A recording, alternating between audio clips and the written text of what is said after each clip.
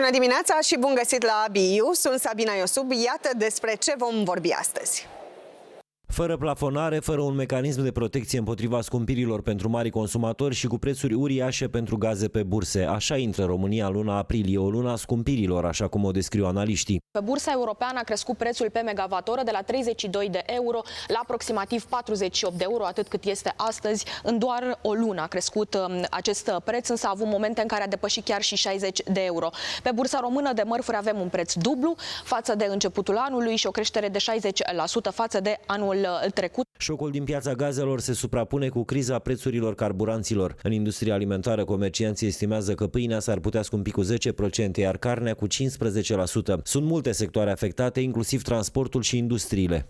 Mai este valabil acel scenariu în care nu mai ajung produsele la raft? Sigur că există acest risc, fiindcă nu toți operatorii de transport pot negocia contractele astfel încât să crească tarifele. Motorina a crescut de la începutul crizei cu aproximativ 30%, ceea ce se traduce la noi în creștere de costuri per firmă peste 10% spre 15%. Unii, din păcate, pot renunța la contracte, pot exista chiar și falimente. Toate acestea se vor transmite mai departe în prețuri și va scădea puterea de cumpărare a românilor. Dar poate apărea și situația în care o firmă nu poate să transmită în prețuri pentru că nu mai are cerere pentru astfel de produse atât de scumpe și aici vor apărea situații și mai dramatice în care vorbim de falimente și de oameni care își pot pierde locurile de muncă. Pentru consumatorii casnici, executivul a ales un alt mecanism de reglementare care ar trebui să țină facturile la aproximativ același nivel ca în prezent. Producătorii vor vinde gazele destinate populației cu 110 lei pe megavatoră față de 120 de lei pe megavatoră până acum, la care se adaugă tarifele reglementate de transport și distribuție stabilite de ANRE și marja de furnizare de 15 lei pe megavatoră. Românii vor plăti lunar prețul mai mic dintre cel contractual și cel calculat conform acestui mecanism. De aici, de la Bruxelles, din Parlamentul European, o să discutăm despre tot ceea ce înseamnă energia, prețurile la energie și întreaga situație creată în acest moment. Today, here with me in the European Parliament in Brussels is Nicolas González Casares. Thank you so much for your presence. Thank you, Sabrina. Thank you so much. It is important to discuss again about the energy prices in the European Union. In Romania, we know the situation. I would like to start with the situation of your country. What are you doing in Spain regarding this? First, I want to say that this is like a deja vu of the 2022. We are living almost experiencing the same problems. In my country now we have the same problems with the oil prices. If you go to an oil station, filling the deposit of the car is much more expensive. But regarding electricity prices are a little bit increased but stable. We are not experiencing the same prices that the rest of Europe because our high share of renewables. But in any case, if you go to use your car, you feel in your pocket, of course. Do you take any measures? We are seeing what's happening in Iran, of course, and what's happening on the oil market. Are you taking any measures in order to reduce the prices, to sustain the citizens? Yeah, we are waiting a little bit. You know, the war is a mess. All the wars affect Europe when it comes to energy, are affecting Russia now, Iran, and our government is waiting a few days to decide whether they reduce oil taxes or electricity taxes, but mainly targeting those sectors that are suffering the most. I mean, some industries or agriculture, they need also these oil subsidies in order to preserve the activity. Because in the end, we have to think about food prices that are important, of course. We are looking also together at the Romanian case. You know the situation. We've been to several crises due to energy prices, oil prices, and so on and so forth. What should we do more? I think all Europe should do the same. That is, bet more in renewables, decarbonize our economy, think about having more autonomous and indigenous energy sources, and of course interconnection. Let me say one thing, I think, to add.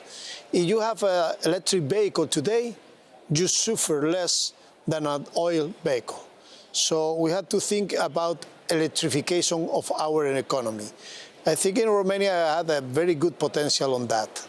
And remember one thing, Romania with a little bit more of renewables, because you have your own gas, a little bit more of interconnection, you can reduce a lot your bills. And I think that Europe should have Romania in order to achieve these targets, because it's important not only for Romania, for the whole EU. A better interconnected Romania will be also helpful for the east part of Europe. It was a long debate about the interconnectivity because we are seeing actually two Europes. Yeah. One on the west and another one on the east side of the European continent. In terms of energy, in terms of interconnectivity, there are huge problems. Do the member states want actually to solve these problems? I think that they should want and they should do it. I mean, we have this grid package that is created in order to solve some of the bottlenecks we have. And one is very clear that you mentioned. The east and west should be more interconnected. We have the same problems also with the south in some parts of Europe, the Iberian Peninsula and so on, and also Greece. I think that we had to force European Commission and also to help European Commission against those countries that don't want to bet in new interconnections. I think that it's very clear what happens to Bulgaria, Romania, and other eastern countries. You cannot rely on more east, that is nowadays Ukraine. Ukraine needs our help, and Romania is proving the solidarity of the EU, but not Romanian citizens had to pay for this solidarity. We all had to pay for that when it comes to electricity. So more interconnections are needed, and of course, it's a good solution not only for the eastern countries, for whole Europe. But don't forget to electrify the economy. We need more electricity, we need more interconnections, but we need more electric vehicles, more electric solutions for heating and cooling. I think it's very important in these moments. How do you see the next period of time, taking into account what happens in the world, actually? Can anyone do a proper analysis regarding this? I think it's real complicated, but you can say what is going to be the sun tomorrow, but you cannot decide what Trump is going to do tomorrow. So this is the real problem. The instability and volatility of geopolitics is affecting all member states. So reducing our external dependence on fossil fuels for sure is going to be a win-win solution. We cannot say tomorrow this war is going to be over. Who knows that? And the Iran problems have been here for a long time, so I don't think that oil prices is going to reduce massively if the war is over tomorrow. Probably it's going to be like a trend, little by little, but not so vertical that it was the increase. If ever, actually. If ever. Yeah. Yeah. And that's a big problem.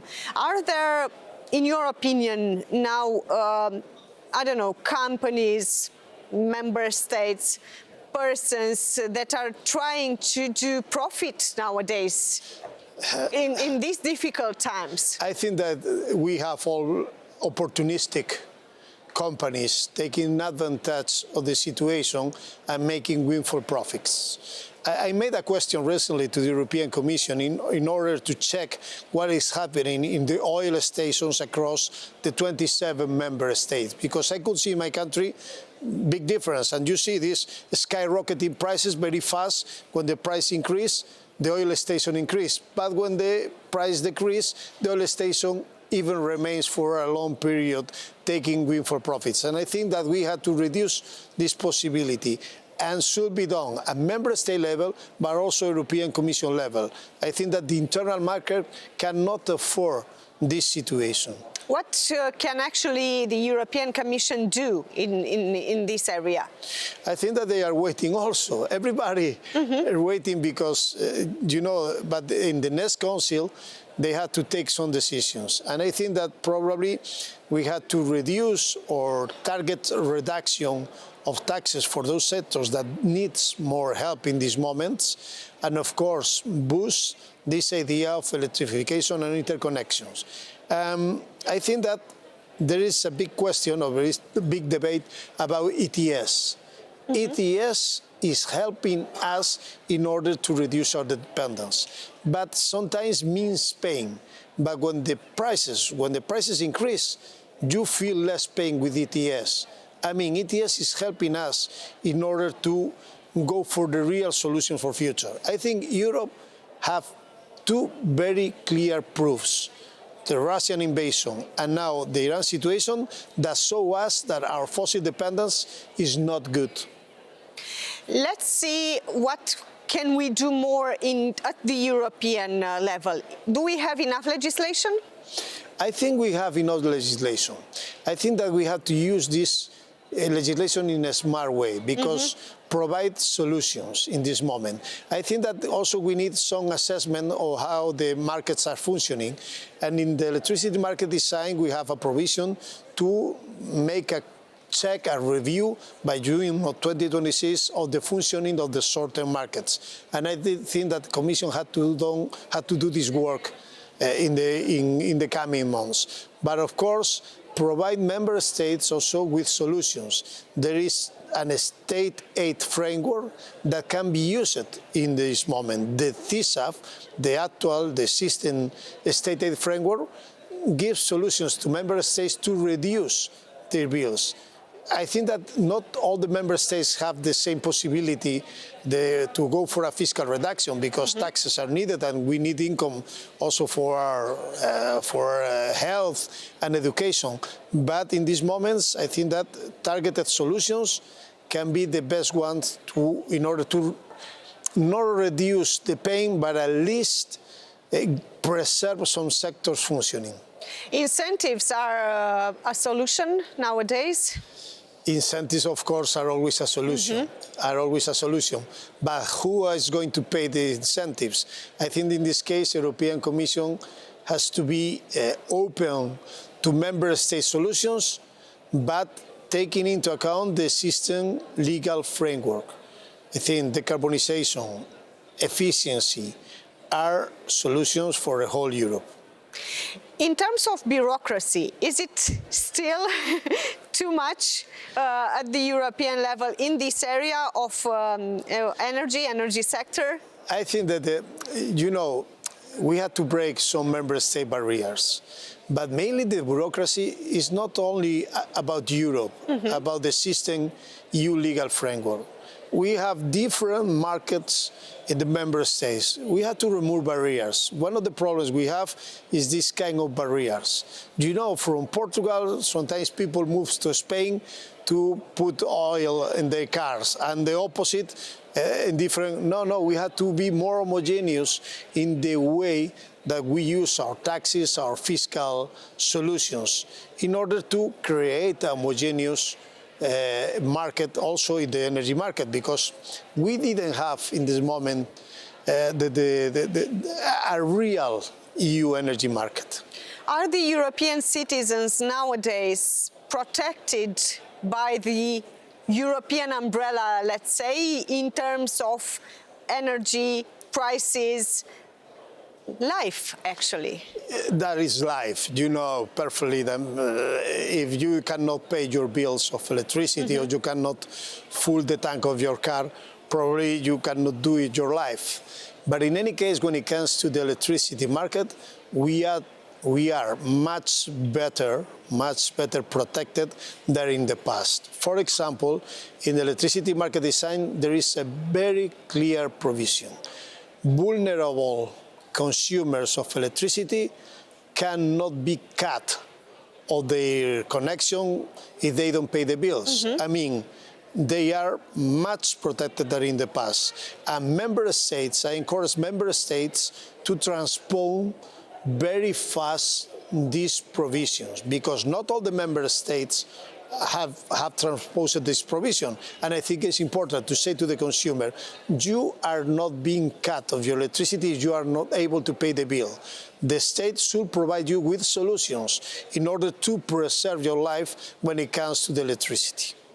What's your message for those who are watching us right now? Should they be afraid of the next period of time? Should they, I don't know, put some money aside if possible in order to prepare for the next period of time?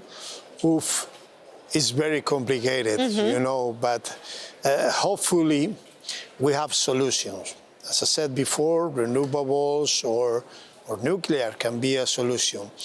But I'm afraid that I can give not only one solution, because in these volatile moments, you can say, no, we put solar panels, and of course it's going to be a win-win solution, but not today, maybe in the coming months. And in the coming months, the war is over and price reduction. And these Romanian guys that install solar panels can say to me, oh, but you said to us to invest on that.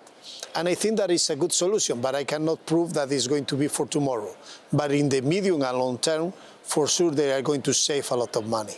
I know for sure that you will discuss all these problems in the Commission. You are part of in the Industry and Energy Commission, and I think it's important here at the European level to try at least to find some solutions for the citizens. And we are trying to do so. I think that we have a council ahead, and I also spoke with the Commission in the past weeks in order to find some solution.